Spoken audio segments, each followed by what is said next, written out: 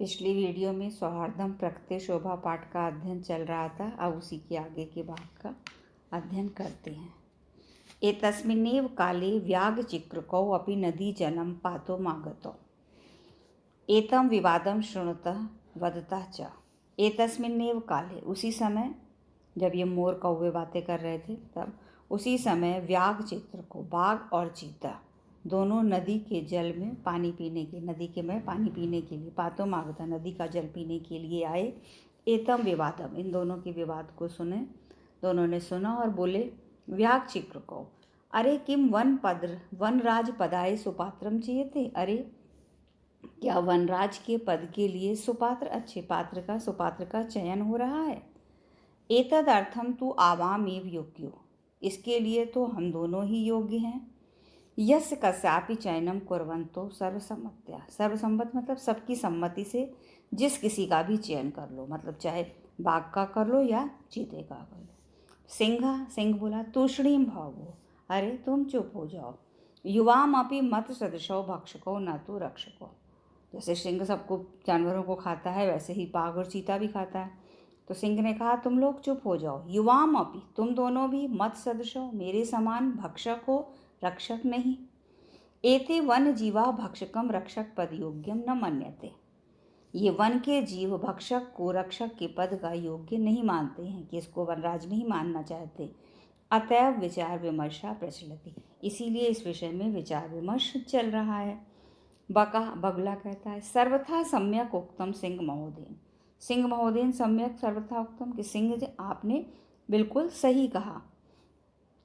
वस्तुतः एव सिंहेन बहुकाल पर्यंतम शासनम कृतम, वास्तव में सिंह के द्वारा बहुत समय से ही शासन किया गया, मतलब सिंह ही जंगल का राजा कहा जाता है, तो सिंह के द्वारा बहुत समय तक शासन किया गया।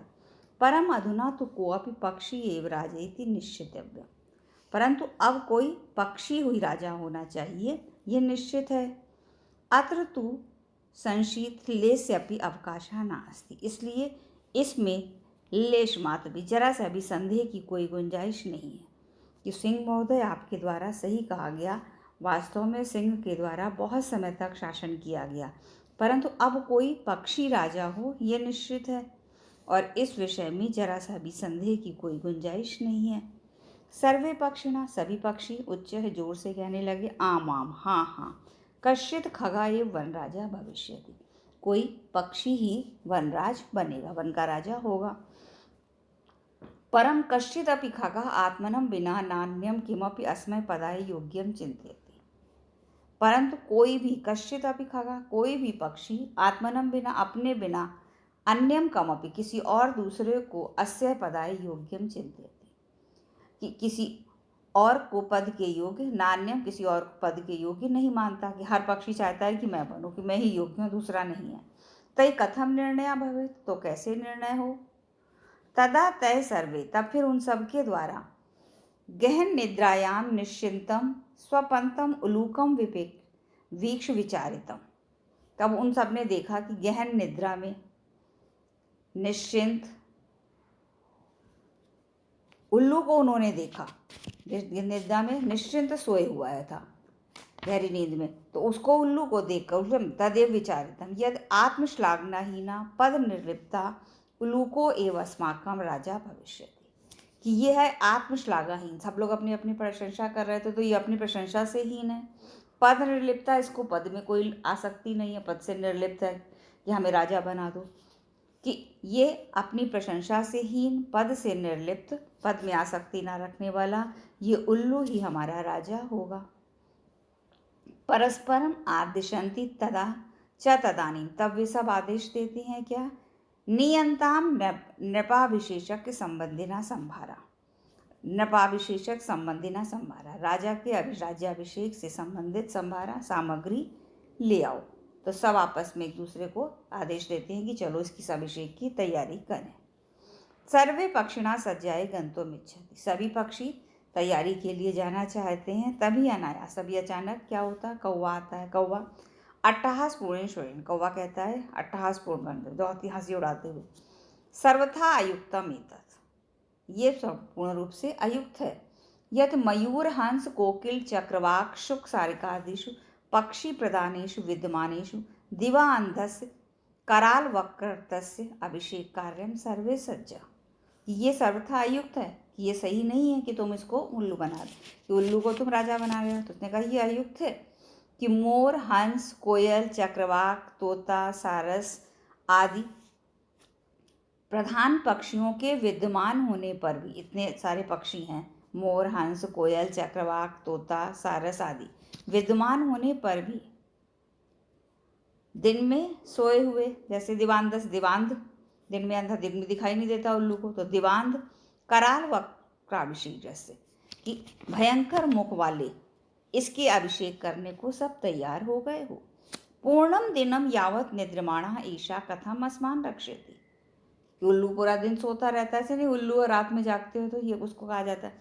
तो पूर्ण दिन यावत निद्रमाना, कि पूरे दिन जो नींद में सोया रहता है, पूर्ण दिनम यावत निद्रमाना ईशा कथम अस्मान रक्षे, जो पूरे दिन नींद में सोया रहता है वे हमारी रक्षा कैसे करेगा। वस्तुतस्तु वास्तव में स्वभाव रौद्रम उग्रम क्रूरम अप्रियवादिनम उल्लूकम नृप्रतिम कृत्वा का अनुसिद्धि भविष्यति। इसको अन्वय भी देखते हैं, सीधे ही है इसमें। स्वभाव रौद्रम अति उग्रम क्रूरम अप्रियवादिनम उल्लूकम नृप्रतिम कृत्वा का सिद्धि भविष्यति। स्वभाव रौद्रम, स्वभाव से रौद्र क्रोधी, स्वभाव से क्रोधी, अति उग्रम अत्यधिक उग्र, क्रूर, अप्रियवादिनम अप्रिय बोलने वाले, उल्लूकम नृप्रतिम कृत्वा उल्लू को राजा बनाकर, का नुसिद्धि भविष्यति कौन सी सिद्धि प्राप्त होगी। फिर से देखते हैं। उसी समय बाघ और चीता भी नदी का जल पीने के लिए आए। इस विवाद को सुनते हैं और बोलते हैं। बाघ और चीता, अरे क्या वनराज पद के लिए सुपात्र का चयन कर रहे हो?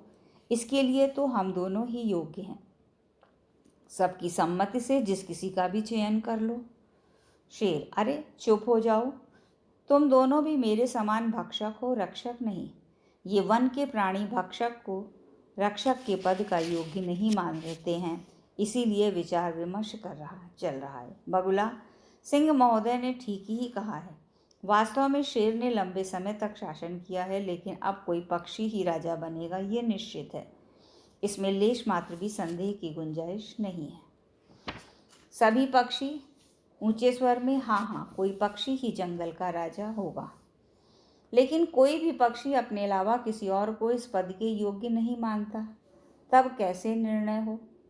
तब उन सभी के द्वारा गहरी नींद में निश्चिंत सोए हुए उल्लू को देखकर विचार किया गया कि ये आत्म प्रशंसा से रहित, पद से निर्लिप्त है, पद लिप्सा से हीन है, उल्लू ही हमारा राजा होगा। तब राज्याभिषेक संबंधी सभी सामग्रियां लाओ, ऐसा आदेश एक दूसरे को देते हैं। सभी पक्षी तैयारी करने के लिए जाना चाहते हैं। तभी अनायास ही कौवा अट्टहासपूर्ण आवाज में, यह तो सर्वथा अयोग्य है।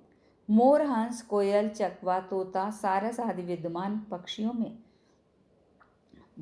प्रधान पक्षियों में इस भयंकर मुख वाले दिवांग उल्लू के अभिषेक के लिए सब तैयार हो। सारा दिन नींद में डूबा ये उल्लू कैसे हम सब की रक्षा कर सकता है, करेगा। वास्तव में तो स्वभाव से क्रोधी, अत्यधिक उग्र, क्रूर, अप्रिय बोलने वाले उल्लू को राजा बनाकर कौन सी सिद्धि प्राप्त होगी।